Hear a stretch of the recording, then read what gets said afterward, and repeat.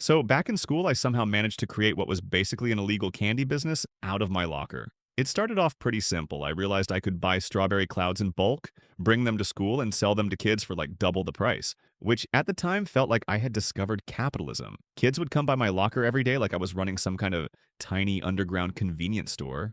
They'd swing past between classes and be like, "You got any strawberry clouds?" And I'd open my bag like I was doing a shady deal in a movie, except instead of anything serious, it was just pink sugar. And honestly, business was booming. Then I started looking for more products. This is where I found sticks of gum on eBay that were super cheap. Now, as a young businessman, I saw cheap stock and thought, great, huge margins. I did not spend much time asking the important question, which was, why is this gum so cheap? Turns out it was expired. But I figured, surely gum doesn't really expire. It's basically rubber with flavor. What's the worst that could happen? So I started selling it anyway. For a while, nobody noticed. People were chewing this ancient eBay gum like everything was normal. Then one kid eventually checked the packet and realized it was out of date. He was not happy. He started chasing me around the school. So now I'm sprinting away from this angry customer who had just found out he'd been sold vintage gum. It was probably my first experience with customer complaints. Some businesses get one-star reviews.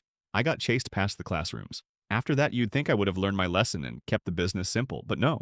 I decided to expand. I started buying cheap watches from China and selling those as well. I don't even know why I thought school kids needed watches. Half of us didn't even know what class we had next, but apparently I decided there was a massive untapped market for budget wristwear. The watches actually weren't too bad. They were cheap, easy to carry, and made me feel like I was running a diversified empire. Then I expanded into laser pointers. This was where the business model started to become a bit risky, because as it turns out, selling laser pointers to school kids is not a great idea.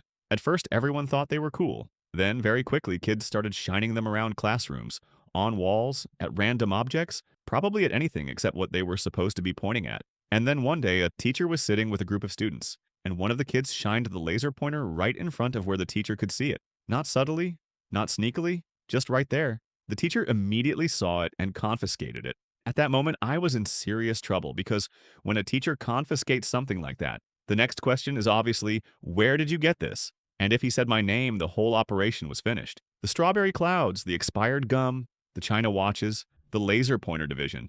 Everything was about to come crashing down. But luckily, this kid came through with one of the greatest cover stories of all time. He said he got it from the convenience store down the road. Absolute legend. That immediately reduced me from a 5-star wanted level to a completely innocent bystander. I was basically hiding in plain sight, waiting for the heat to die down, like some kind of schoolyard GTA character. After that, I decided it was probably time to wind up the illegal enterprise. The margins were good, but the risk profile was getting a bit high. Once teachers are confiscating laser pointers and kids are chasing you about expired gum, it might be time to reassess the business. Around the same time, I got an actual job at a supermarket near the school.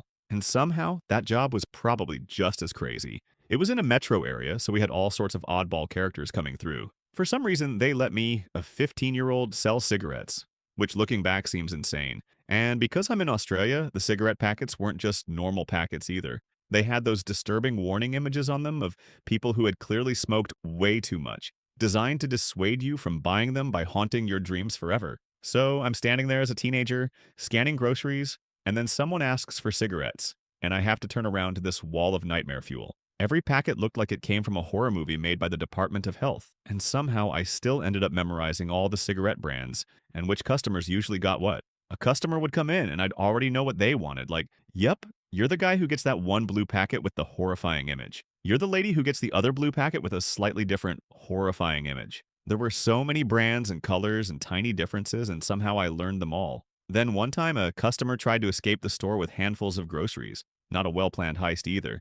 Just grabbed a bunch of stuff and tried to leave. So I had gone from running a questionable candy business at school to working in a supermarket where grown adults were attempting grocery raids. It felt like the world was trying to tell me that retail was chaos, no matter where you did it. Anyway, now that I had money from the candy business and the supermarket job, you'd think I would have saved it or invested it in something sensible. But no, I spent a lot of it on a Facebook game called Pirate Kings. Everyone at school was playing it for a while. You had an island, you had ships, and you could attack other people's islands. It was basically a friendship-destroying pirate simulator. There was this rich kid who was spending heaps of money on the game and absolutely destroying everyone. He had the best ships, the best island defenses, and he was basically the final boss of our school's Pirate Kings leaderboard. And because I now had a fat stack of cash, I thought, you know what? I can compete with this. So I dropped $100 on the game, which is an insane decision. But for a brief moment, it worked perfectly. I rocketed to the top of the leaderboard.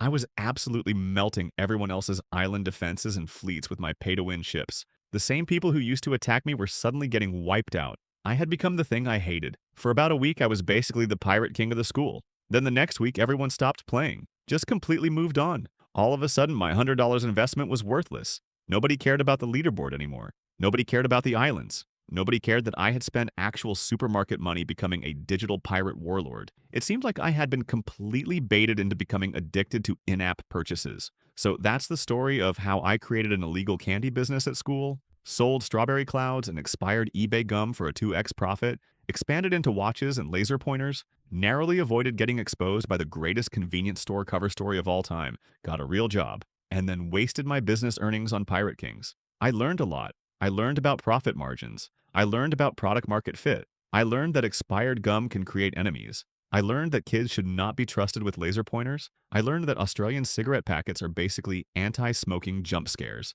And most importantly, I learned that even if you make money like a businessman, you can still spend it like a 15-year-old with access to Facebook games.